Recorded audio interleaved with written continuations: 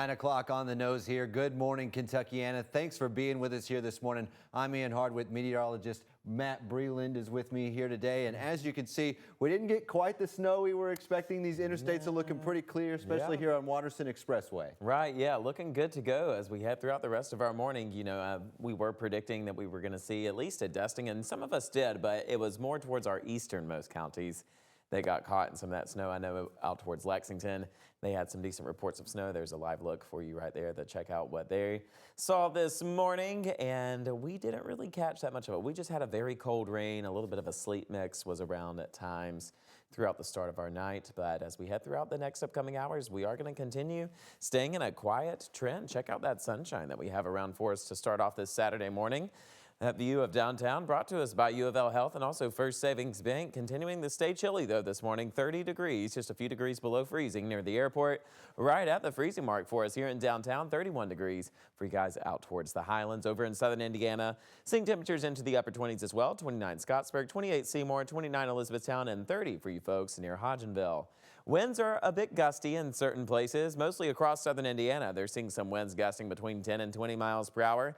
Near LaGrange, 20-mile-per-hour gust over that direction. Temperatures are currently feeling like those lower 20s. We're feeling like 28 near Cordon, 21 in Louisville, 22 in Elizabethtown. And you'll notice on satellite and radar, we are in this bit of a sunny patch right now, but some clouds are starting to develop over towards our west.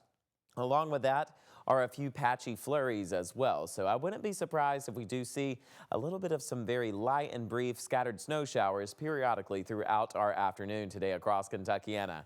Closer towards 12 p.m., expect clouds to roll through our skies again, temperatures staying at freezing, and then some of those very patchy light snow showers could be a possibility into the later afternoon. And then we're staying quiet throughout the night, clouds breaking apart with temperatures dropping quickly into the teens. It's going to be a very cold night. We're going to have all the details about that forecast coming up in a few short minutes. Ian?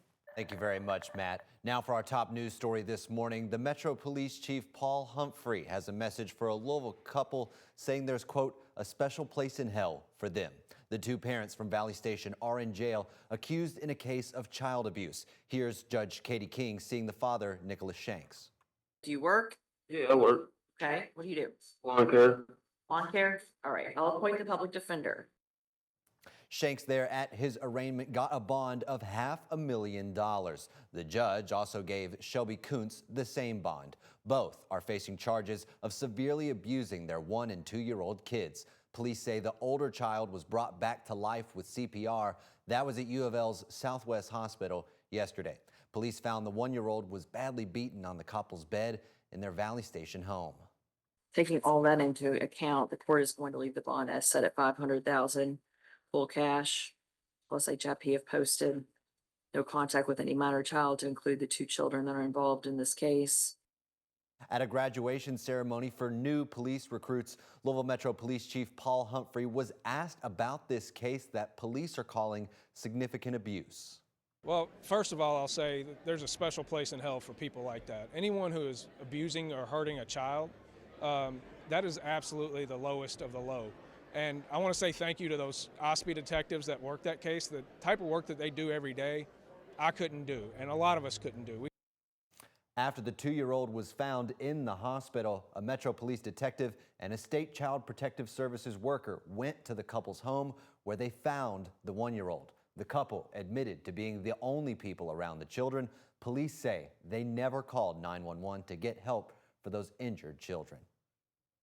Over to southern Indiana now. The Sellersburg police chief says a student is going through surgery after being hit leaving school on Thursday.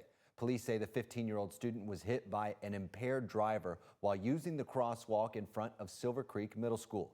WHAS 11's Clarice Shaley and photojournalist Levi Hammer show how this is also bringing other concerns forward about that road.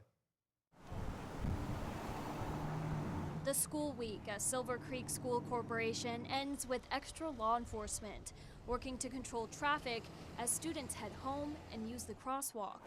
Hey! But this still doesn't stop people from being distracted. That's how that happens. There used to be signs on both sides so everybody knew to stop, but they still just didn't. Shirley's Pizzeria faces Silver Creek Middle School, where minutes after school was dismissed on Thursday, police say a 15-year-old student was hit by an impaired driver while using this crosswalk. Out of the corner of her eye, Janie Sherrill saw it happen. Yeah, I called 911.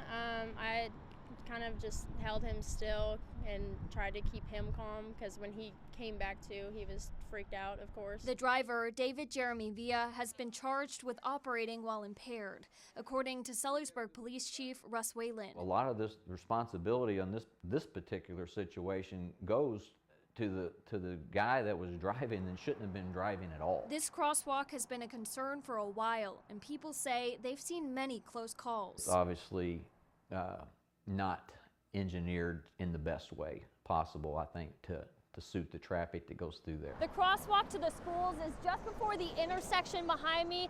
There are no flashing lights and there only are a few signs. This busy road is a state road, which means it's maintained by the Indiana Department of Transportation. Chief Whalen says there's ongoing construction on US 31 going through Sellersburg and that a project is supposed to start in March. INDOT is investigating pedestrian mobility and safety in the area.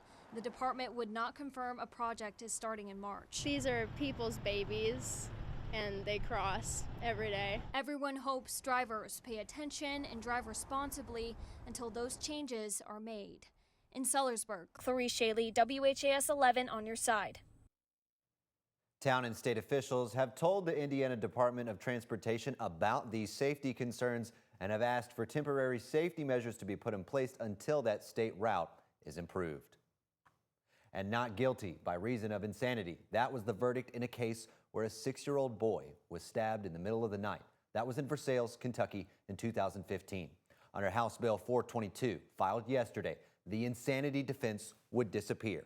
While the bill has 32 supporters, it has many more steps to take before becoming law. The family of the 6-year-old here, Logan Tipton, supports the move. They've criticized Kentucky's criminal justice system after their son's killer, Ronald Exantis, was released from prison. Exantis served less than half of his 20-year sentence, and he was only convicted of assaulting Logan's father and sisters. Exantis will be released later this summer after violating his mandatory reentry supervision, which violent offenders no longer qualify for. Exantis failed to register as a felon in Florida after his release, landing him back in Kentucky State Reformatory in Oldham County. Congratulations and thank you.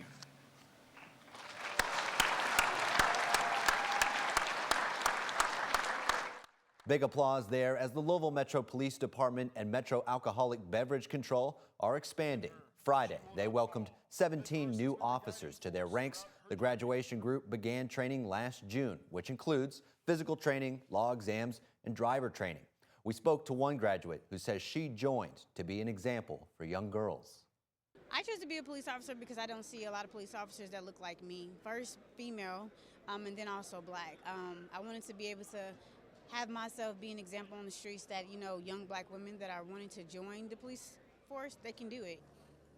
This class was made up of 15 men and 2 women. 6 of the recruits had prior military experience and 3 had prior law enforcement experience.